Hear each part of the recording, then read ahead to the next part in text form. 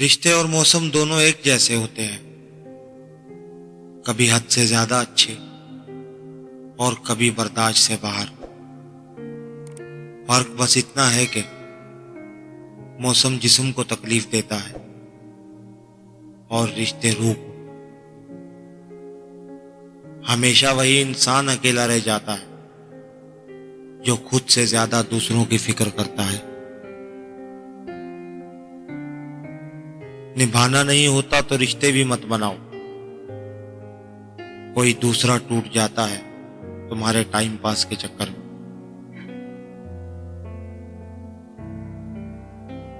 کڑوا تو لگے گا پر حقیقت ہے، آج کے دور میں لوگ اوقات دیکھ کر ہی تعلقات رکھتے ہیں۔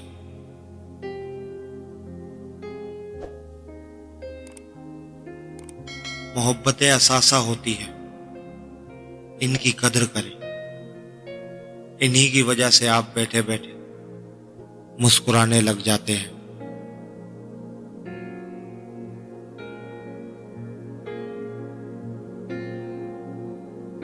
جیب بھاری ہو تو دشمن بھی خطائیں معاف کر دیتے ہیں،